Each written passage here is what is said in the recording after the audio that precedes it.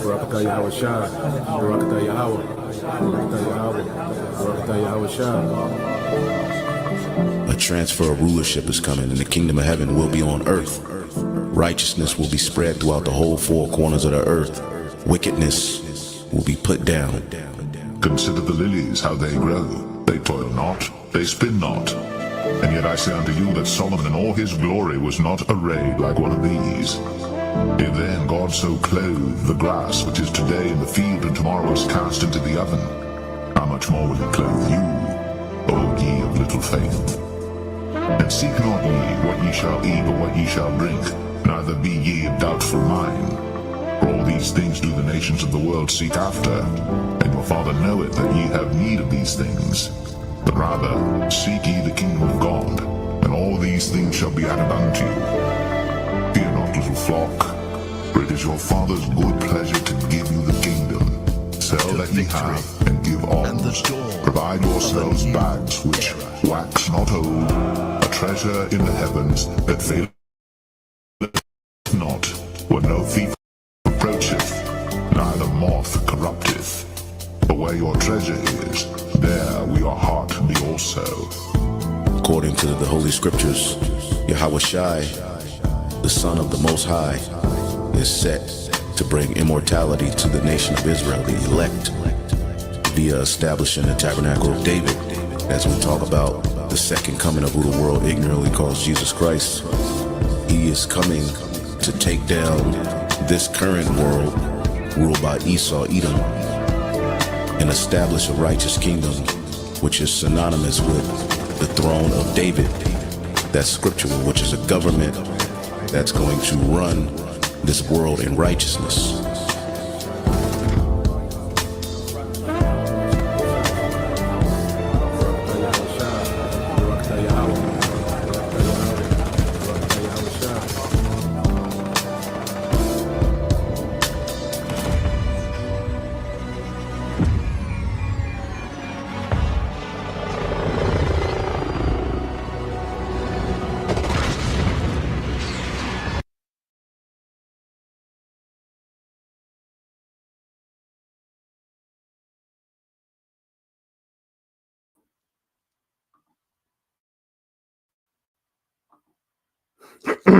All right. Shalom. First and foremost, I would like to give all praise, honor, and glory unto Yahweh, Bahashem, Yahweh Shah, Bahashem, Makakwadash. Double honors unto the apostles and the elders of GMS who rule well, teach well, being great examples towards younger brothers. And peace and blessing and salutation to the hopeful lake out there pushing his word and truth and in sincerity across the four winds in the name of Yahweh Bashem Yahweh Shah. Pushing to get up out of here. Shalom to the hopeful lake, the believers, the listeners who have came back to the obedience of the scriptures through faith in Yahweh Bashem Yahweh Shah.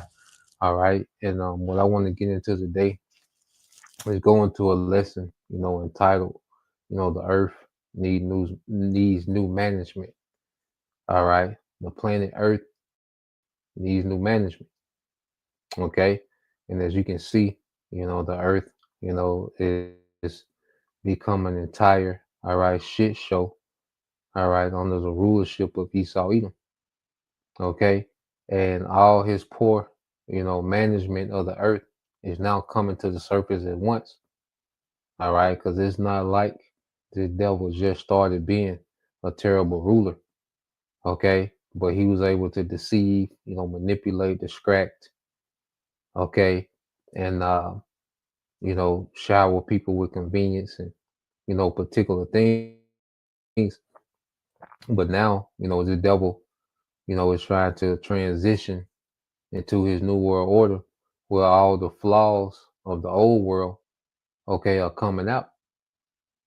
Okay. And at the end of the day, this devil is not fit, all right, to be in rulership. And that's why the Lord has an appointed time, all right, where this man's rulership ends. Okay. When people go to talk about, what needs to be done, and they argue about the president, they argue about Democrat and Republican, they argue about the economy, and they argue about government spending and all these things, anything that you can, all right, argue about, have a debate about. Okay, at the end of the day, the problem of the planet Earth, okay, is that Edomites are in power. The Earth has an Edomite problem. Okay, it's not an economic problem. Okay, it's not a political problem. No, it's a Edomite problem. The Earth is plagued with Edomite rulership. Okay, when you go into the scriptures, you see. Matter of fact, let's go here. All right, because these devils, they love, to imply that civilization started with the Greeks. Well, according to the scriptures, okay, when the Greeks, all right, got into power, you see what was let's go here.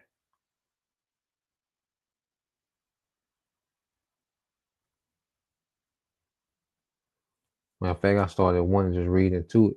It's the book of First Maccabees, chapter 1, verse 1. It says, and it happened after that Alexander, son of Philip the Macedonian, who came out of the land of Shittim, had smitten Darius, king of the Persians and Medes, and he reigned in his stead the first over Greece.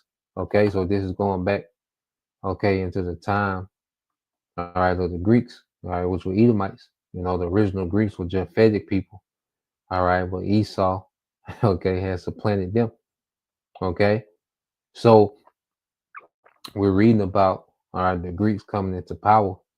Okay, and this was under Alexander, all right, which you can link Alexander to his father Philip the Macedonian back to Amalek, okay, which is the tribe of Esau Edom, all right, the grandson of Esau, okay, which became a sect of Esau, a sect of Edomites, okay, and these are the Edomites, all right, they're at the top, all right, they're they are the elites of Esau's power structure today.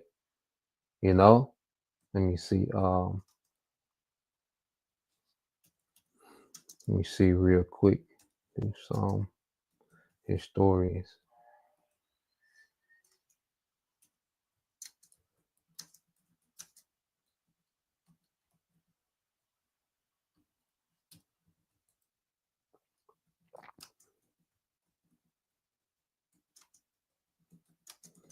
Let me see if it'll give us some.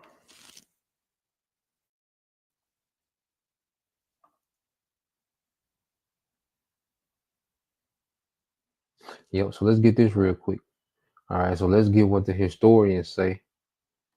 And then let's deal with what the Bible says. Okay. So I asked to do some historians, all right, say that civilization started with the Greeks. Okay. Now, when you read it says, yes, some older historians, especially from the 18th and 19th centuries, did argue that civilization began with the Greeks. They said this because they view ancient Greeks as the birthplace of philosophy, democracy, theater, science, and art, all things they associated with civilization in the Western sense. Thinkers like Jacob, all right, Burckhardt, Edwin Gibbon, and others in the Western, all right, canon often treated Greek culture as the starting point of Western civilization. Okay, and when the Greeks came into power, because we're going to go into the scriptures, what happened to the earth? Okay, what happened to the earth? You see, so let's go there. All right, because that what goes back to that era of enlightenment, the 18th, 19th century. That's post, all right, enlightenment era. Okay, well, these devils, they begin to tap into, all right, the philosophy, okay, the gods, okay, of the ancient empires, especially, the culture and even the medicine of the Greeks. Okay, this is the Greco-Roman Empire revived in the earth. Okay, so let's hit a record given by the scriptures, because the scriptures is the authority, okay, and the true records, okay, of these nations that have came into power. Okay, and it says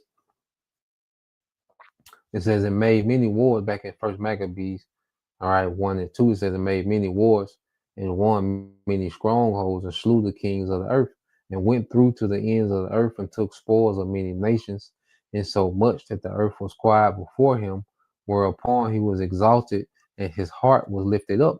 He gathered a mighty strong host and ruled over countries and nations and kings who became tributaries unto him. All right, and he was able, to have his way, to go out and conquer because it was prophesied. Daniel the 7th chapter, Daniel the 8th chapter, well, it was prophesied, that he was going to take down this vast, Medo-Persian empire. Okay, so you had this to happen, under Alexander, the Greeks coming to power. He became, this is the first empire of Esau, because empire is when you have other kingdoms, okay, under your authority. You see, when kings got to check in with you, that's an empire. Okay, King Solomon, King David, they had an empire. Okay, and that's what's coming back to the earth for us in righteousness, man. Okay, it says, and after these things he fell sick and perceived that he should die. Wherefore he called his servants, such as were honorable and had been brought up with him from his youth, and parted his kingdom among them while he was yet alive. All right, and eventually you will have, his kingdom split, okay, into four, different kingdoms, amongst his generals. Okay, the Ptolemaic Empire, the Seleucid Empire, all right, Cassander, okay, and Lacedaemon. Okay, it says, so Alexander reigned 12 years and then died. All right, and his servants bear rule, every one in his place. And after his death, they all put crowns upon themselves. So they're their sons after them many years. So this is a, Edomite dynasty under the Greeks. It says, and evils, it's the point, and evils were multiplied in the earth. So the Bible gives a record that when this man, all right, Esau Edom, when he came into power, evils were multiplied in the earth. Okay? You see, so when you go into the source, okay, or the problem that's in the planet Earth, well, it goes back to the rulership of Esau Edom. Okay? All the problems of the earth is rooted in the rulership of a wicked nation of people. Okay? So you go from there. Let's get this real quick. All right, and that's why, as Israelites, we should be in the spirit, okay, of a new kingdom, a new rulership. You see? Matter of fact, let's go here. Let's segue. We'll get there towards the end. So let's go here to the book of Malachi. Okay, I got some other stuff on the chat I want to get into. Okay, but when you go into matter of fact, Salaki, I know what I want to do. Let's stay in Ezra.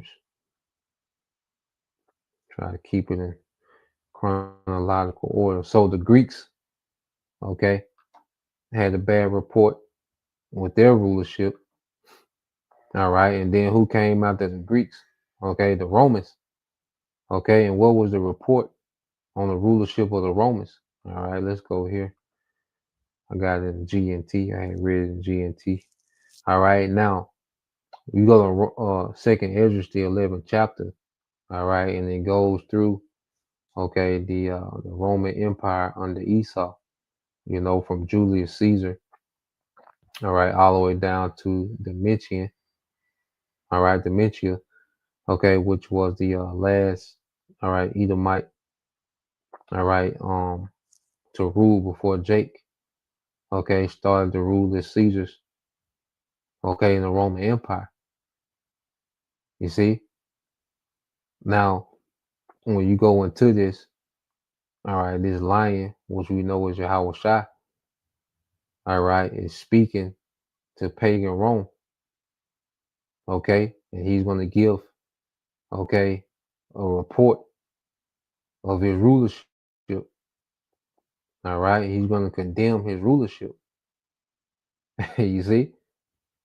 So you had the Greeks that were Edomites that came into power, and then the Romans, they absorbed, all right, the Greeks, all right, those Greek city-states became province of the Roman Empire, okay? So now you have Edomites ruling as Romans, okay? So let's hear what the scriptures say about their report, okay? So this is the book of 2nd Ezra, chapter 11, all right?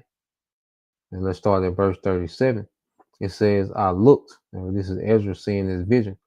Okay, he's seeing the eagle, you know, he's seeing, these Roman Caesars coming and going. Okay. And then it gets to the end. All right, he sees a lion that comes to have a dialogue, okay, with this eagle. It's pretty much not a dialogue, it's the lion, which Yahweh Shai, telling this eagle about himself, all right, which represents, all right, pagan Rome, Edom Rome. It says, I looked and saw what appeared to be an angry lion come roaring out of the forest. I heard it speak in human language to the eagle and say, listen, eagle, all right, to what I have to say to you. It is the message of the Most High Power. You are the only one left of the 4 animals that I appointed to govern my world and bring it, all right, and bring the ages of this world to an end. Okay, so this is speaking of the 4th beast, which was pagan Rome. All right, now we know what the 4th beast was revived. Okay, we're gonna get that. You see, and the 4th beast, all right, and the scriptures say he will have power. You go into this new Roman Empire, America, NATO, and EU. It will have the ability to exercise what the power, okay, of the first beast before it, which was speaking of the 4th beast in the book of Daniel, which is the Roman, okay, Empire. Okay, so we know this empire was revived as being rebuked by this lion. Okay, and this time the lion, Yahweh Shai, all right, he's coming, to wage war. Okay, with the beast, man, with the dragon. Okay, so you are the only one left of the 4 animals. Okay, because you go into Daniel 7. All right, you have the lion with wings. Okay, was the Syrian Babylonian Empire. Okay, you had the bear. Okay, to represent the Medo-Persian Empire. Okay, then you had the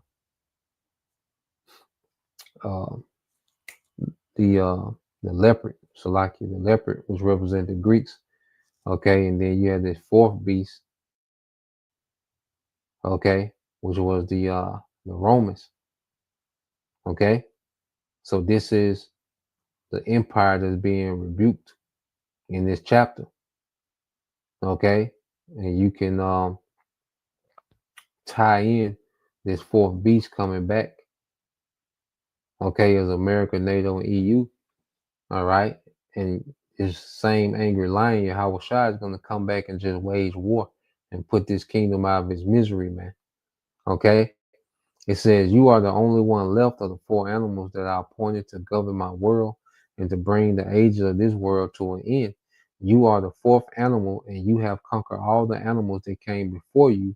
As long as you have been in this world, you have ruled it through terror, oppression, and deceit.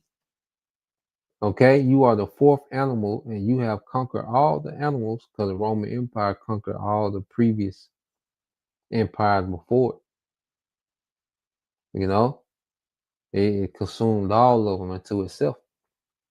Okay, and how did it rule? It said rule through terror, oppression, and deceit. With a total disregard for truth, you have viciously attacked harmless people who are living in peace. You have hated those, all right, who spoke the truth. You have loved liars. You have destroyed the homes, Okay, you have destroyed the homes of those who were prosperous, and have torn down the walls of those who did you no harm. All right. So hey, this Howard Shah is cussing. All right, this bitch out, man. You know, it said you hated those who spoke truth. Okay, because you had what, the persecution of the churches that started under Nero. All right, and Dementia was known for being real hard on, all right, the believers as well. Okay, you see, and then Rome was known just being a bully. You know, because it had that strength, that military might. Okay, the wealth, it was just a bully. You know, it just sucked up all the prosperity out of the earth. Okay, and see, Esau has done a hell of a job of romanticizing the Roman Empire as if it was just this, you know, this, it was just this, the way that Esau pushed Rome, you know, through Hollywood. Okay, you would think it was just this great, you know, it's known for what, its architecture, its engineering. Okay, you know, its culture is, you know, like it was just this great asset. You know, like it just, you know, was this brilliant empire. Okay, but this place was wicked. It was anti-Messiah and it was tyrannical, man. Okay, it says the Most High knows how proud and arrogant you are. The Almighty One, okay, has looked back over the world he established. The end has come. The final age is over. Okay, so ancient Rome was known for what? Its arrogance. Okay, its pride. You see, and it's back. Ain't nothing changed but the technology, man. It has looked back over the world he established. The end has come. The final age is over. So, eagle, all right, the time has come for you to vanish along with your big, terrible wings, your small, wicked wings, your evil heads, your awful claws, and your whole worthless body. Whole worthless body, man. The Esau Edom is worthless as a ruler, man. Okay, so all those Caesars, you know, they came, okay, out of this time period, what they call Pax Romana, all right, or Pax Romana. You see, these people were worthless, man, worthless leaders, man. Okay, and they ruled through oppression, tyranny. They was proud. Okay, they destroyed the peace in the earth. You see, same way that the devil rules today, man. So now he has more technology, which gives him more range to do wickedness, man. It said the entire world will be set free from your violence and renewed as it sets its hope on judgment and mercy of the Most High who created it. Okay? And see now what has happened. Let's go here. What has this devil done? You know, because pagan Rome fell. All right. You know, you had the Western Roman Empire completely, you know, it vanished, you know, and Jake, you know, was still ruling under the Byzantine. That's where you have the Holy Roman Empire. And Jake wasn't, perfect. You know, Jake was going off, you know, especially that nigga Constantine. Okay. But you had, you know, a more civilized rulership under the Byzantine Empire than under Esau, man. Okay. You know, you had a little more order. You know, they got rid of the games.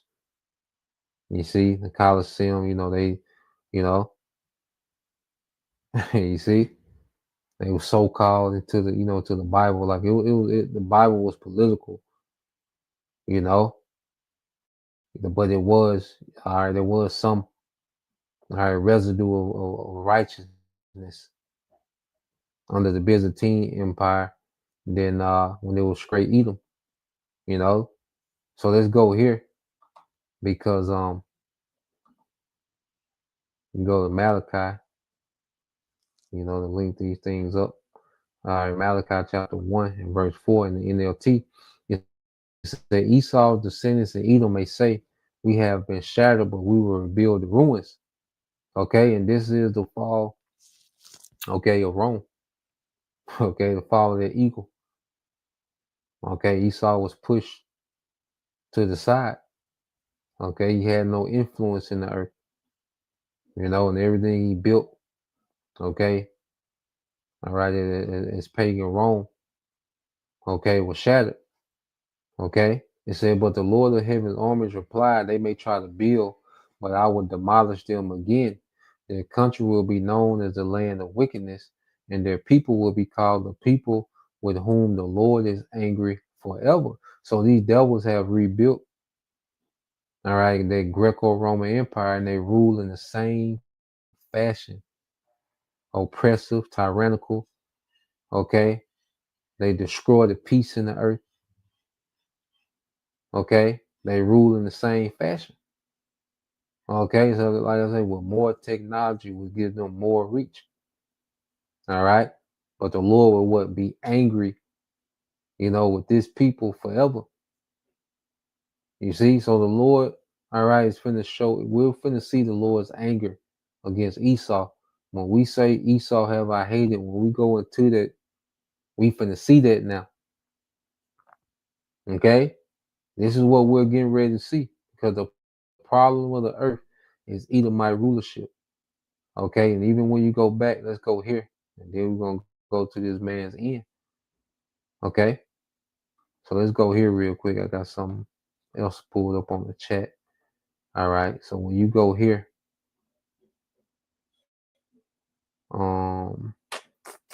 yep.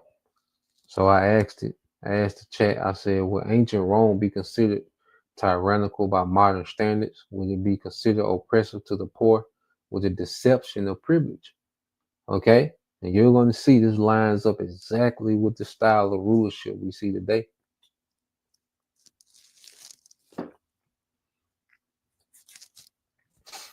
So it said that's a fascinating question. And yes, by modern democratic, all right, and human rights standards, ancient Rome would absolutely be considered, okay, tyrannical and oppressive even during this modern, all right, like even during this most republic or civilized phases. Let's break that down clearly. All right, political power and tyranny. No democracy as we know it, even in the Roman Republic before the emperors, only a small portion of the population, wealthy male citizens, could vote or hold office. Women slaves and most non-citizens were excluded. Political offices were dominated by a small elite, all right, the patricians, and later, all right, the nobiles. All right, it says the Senate was not elected in a modern sense, but filled with aristocrats for life. All right, these elite, all right, these few elite ruling families. Okay, and it says, and they made laws that benefited. Okay, they set up laws that benefited what a few elite families. It said the emperor held ultimate power. Though the Senate continued to exist, it functioned more as a rubber stamp.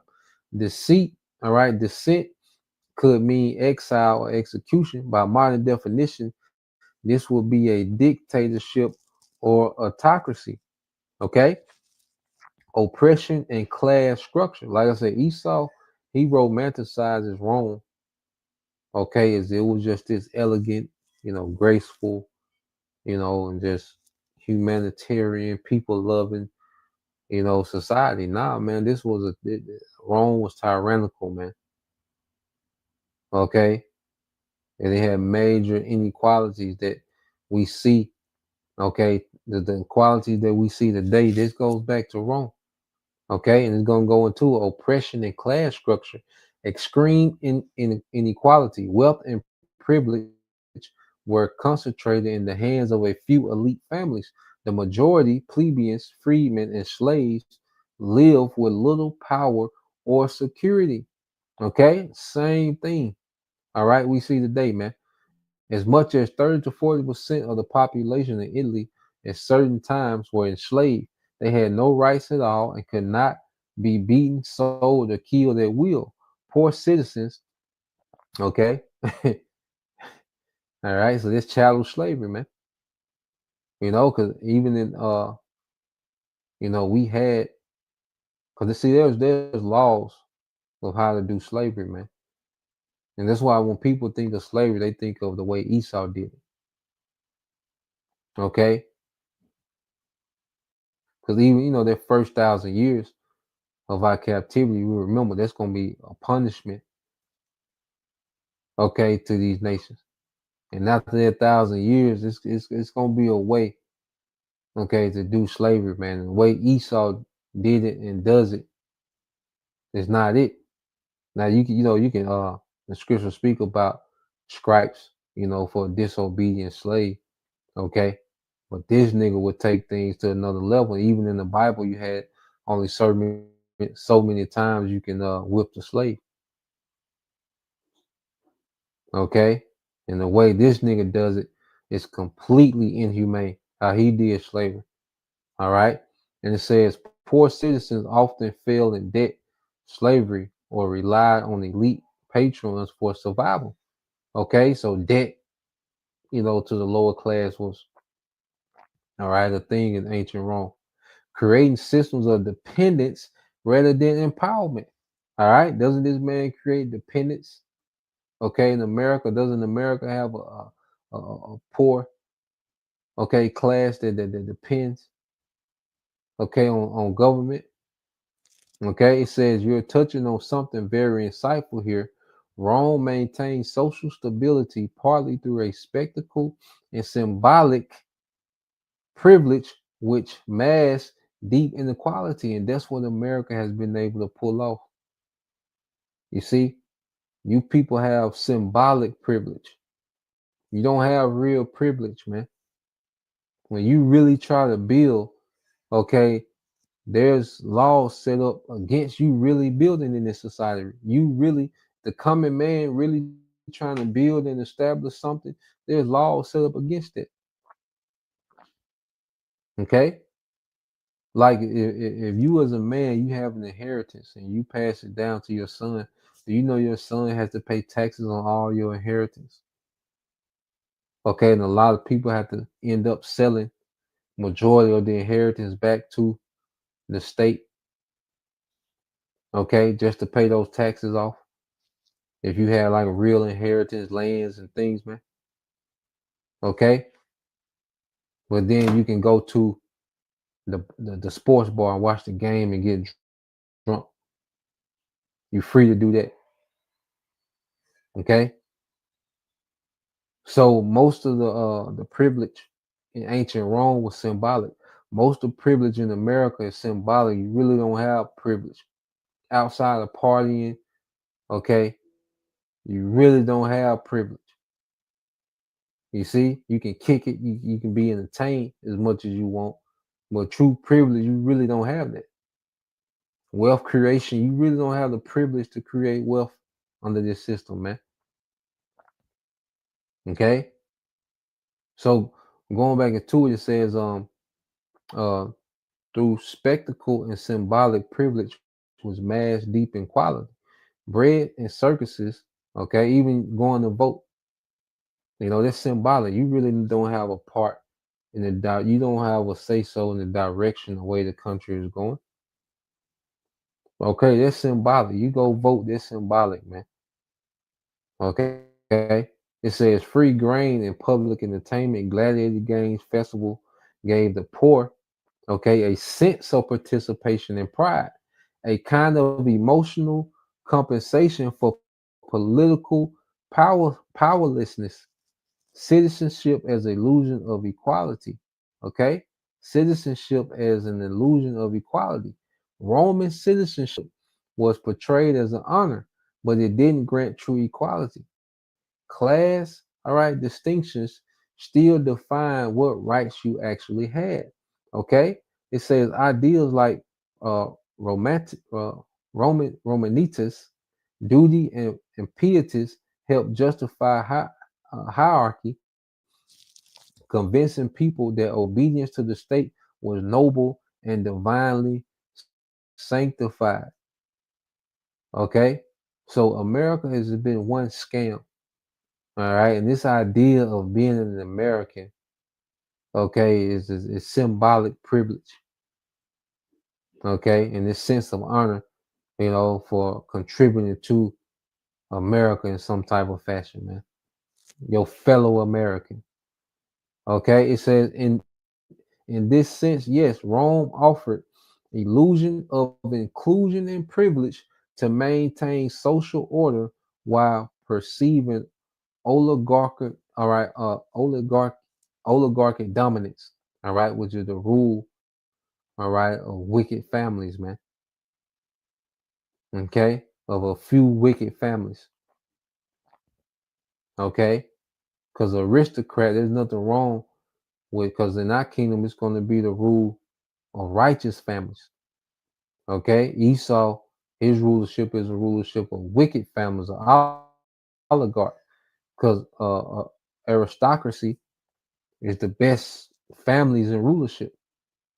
Okay, and Yahweh Shai, those 144,000 men, those are going to be the best families. All right, the aristocracy that's going to rule in righteousness, man. You see, there you go. It says, by modern standards, if you apply today's principles, rule of law, equality, universal suffrage, human rights, ancient Rome will be seen as authoritarian or outright tyrannical. Okay. It says militaristic citizenship tied to military service and conquest, deeply classist, all right, patriarchal and slave dependent. Okay, which nothing wrong, with having slaves. All right. Well, there's a standard, okay, and there's an order and structure to that. Okay. But let's go back, just want to get that. So let's go here.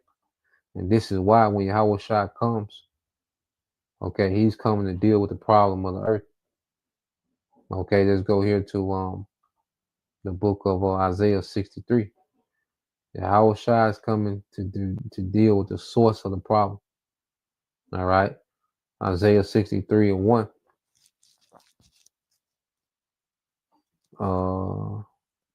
This in the KJV.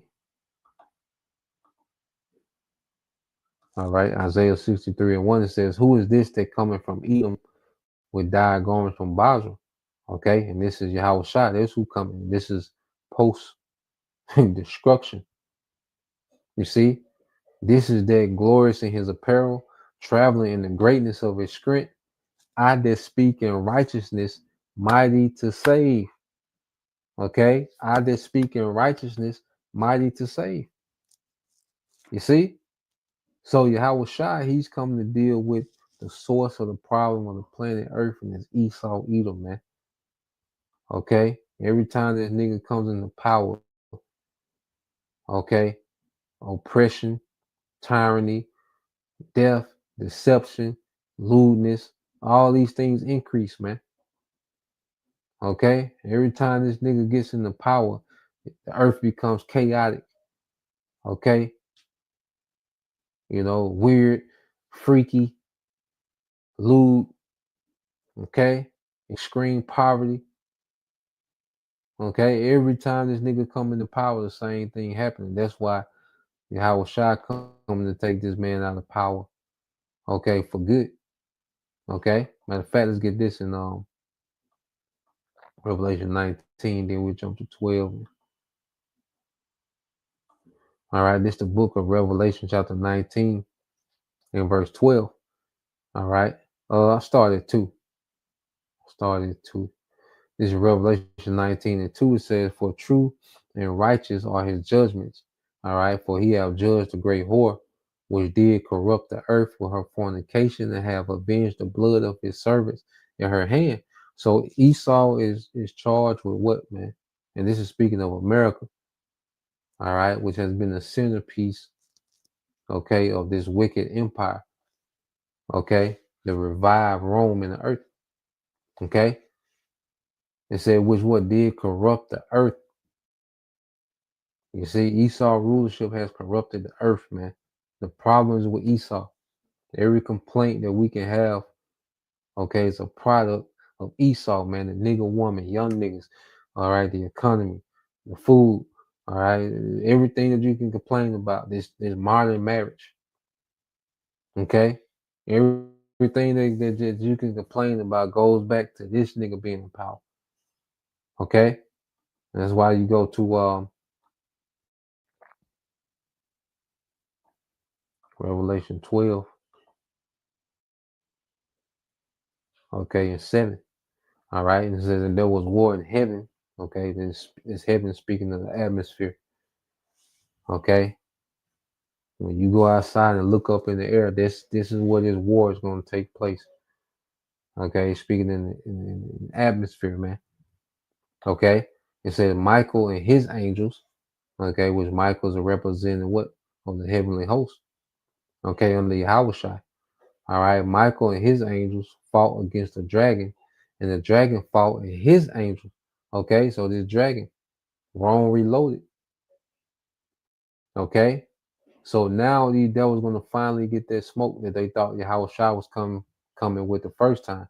Now he's finna bring that to you. Come directly. All right, Yahweh Shah finna come and clash with this Greco-Roman Empire, this new Greco-Roman Empire, man. Okay? It says, and prevailed not, neither was their place found anymore in heaven. Okay, so you devils, you lose.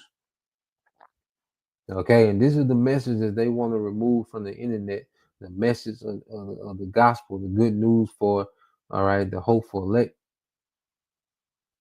Okay, this is what they want to get rid of because they lose, man. They're not going to prevail. All right, and Yahushua comes back, it's over. All right, the end of Rome forever. It says, and the great dragon was cast out, that old serpent called the devil and Satan, which deceiveth the whole world. Okay. So let you know that the spirit, okay, of the serpent, going back to the garden, all right, was a man, okay, where he had those serpent-like qualities, crafty, sneaky, patient, okay, and then it goes into the Hebrew word kash, which goes into what? A diviner, okay. He was into what? The dark magic and the arts, okay, called the devil, the deceiver, Satan, the adversary, and it describes Esau, Edom. That's the spirit of Esau. Okay, he's adverse to righteousness. He's a deceiver. Okay, he's a serpent. Okay, but this is the government structure that runs the earth, man. The mind of the old serpent is in power. Okay, it said which deceived the whole world. He was cast out into the earth, and his angels were cast with him, and that's his rules. That's his military being destroyed, his air force being destroyed, man. Okay, because that's you know the main power. You know, that's been the main way the devil has projected his power through his air force. Okay, through his military. Okay, but his militaries are going to be destroyed. Okay, everything that he has stationed in the atmosphere, fighter jets, the satellites, all this coming down, man. Okay, it won't be one satellite in orbit. And the return of Yahushua, he's coming to destroy everything. Okay, the weapons he has in space, all this finna come down. Okay, it says, and I heard a loud voice saying in heaven, now is come salvation and strength in the kingdom of our power and the power of his anointed, for the accuser of our brethren is cast down, which accused them before our power day and night. Okay, so as this devil is constantly trying to present us, you know, that's why he put so much emphasis on the 2/3 to accuse them. Okay, as if, you know, they're the problem of the earth. All right, and them niggas are a problem, but they a problem you created. You the problem of the earth. Okay, and he's gonna just flat out lie, on the prophets. Okay, but Yahweh Shai is coming to execute righteous judgment, man. Okay, and he's gonna be removed. You see, so we should be in the spirit. Let's go here. Let's get one more. All right, it's 441 over here. They call Almighty Yahweh Shai. So yeah, let's go here. And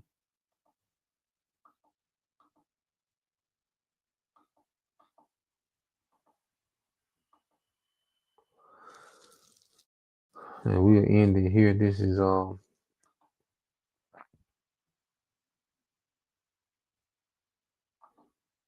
Second Ezra chapter 2. So we should be in this the spirit we should be in. Second Ezra chapter 2, verse 13. Let me see.